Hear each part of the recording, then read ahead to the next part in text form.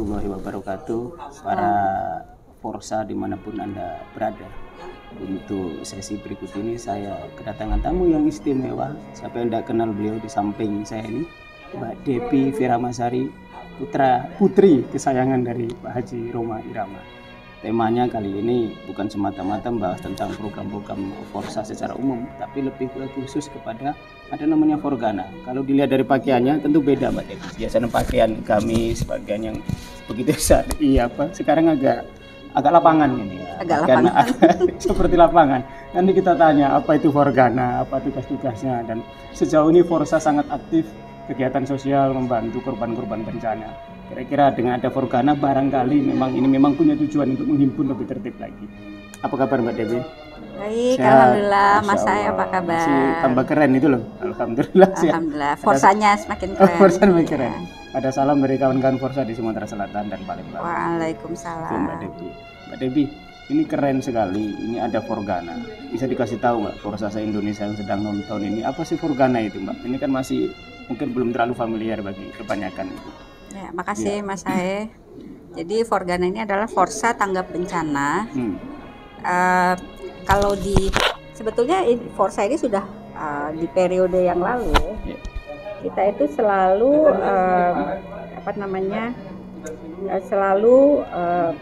memberikan kontribusi bantuan moral material kepada saudara-saudara kita di wilayah manapun yang terkena bencana. Dulu itu kalau nggak salah kita waktu bencana Palu, Sulawesi Tengah itu kita bahkan sampai 100 juta lebih.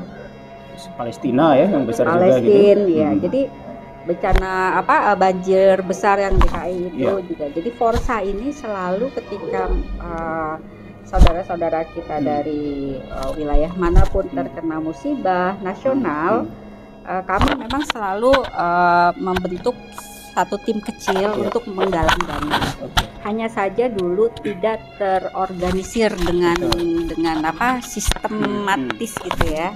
Nah di periode sekarang ini karena memang kami melihat kepedulian fansnya Rhoma terhadap musibah yang dialami oleh saudara-saudara kita di Indonesia ini, mereka antusias dan kepeduliannya sangat tinggi gitu. Terus jadi, bagaimana kemudian se-Indonesia ini kemudian Forgananya bisa dibentuk gitu? Gimana kiat-kiatnya atau beban ke DPW, ke DPC supaya syaratnya apa sih untuk bisa jadi Forgana itu? Ada syarat-syarat khusus nih? Forgana ini kan di bawah DPW ya, di bawah DPW, di bawah DPP. Syaratnya itu memang cuma punya rasa empati dan simpati yang tinggi, karena kalau kita turun lapangan untuk menolong korban-korban yang saudara-saudara kita yang terkena bencana musibah gitu, itu kita kan kita tidak mendapat bayaran, kita turun lapangan sebagai sukarelawan.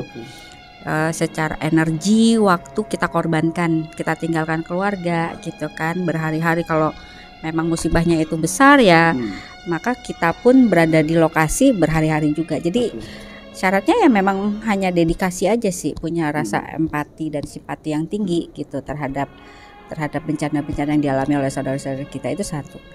Kedua itu berani, artinya mengetuk saudara-saudara kita yang tidak terkena musibah atau yang berkemampuan untuk mau menyisihkan sebagian hartanya melalui kami salah satunya untuk kita salurkan kepada para korban bencana itu. Jadi ya aktivitasnya membantu ya. Kami menerima bantuan secara nominal ataupun pakaian bekas, buku dan sebagainya. Artinya setelah ada Forgana ini masih boleh nggak kemudian dari wilayah-wilayah itu menghimpun dana sendiri-sendiri? Kemudian apakah memang ini harus disinergikan ke pusat ketika ada bencana nasional? Jadi Forgana membuat imbauan dan ini serentak ngumpulin di satu titik, atau seperti apa pola pengumpulan donasi-donasi? Ya, jadi kalau kami di pusat menerima penyaluran bantuan dari mana saja. Ketika contohnya kemarin musibah di Serang ya, Serang Banten, banjir badai gitu. Nah itu DPP menerima bantuan dari mana saja, dan Forsa Serang juga menurunkan Forgana untuk membantu di lokasi. Ya sukarelawan di lokasi untuk mengevakuasi korban atau ikut membantu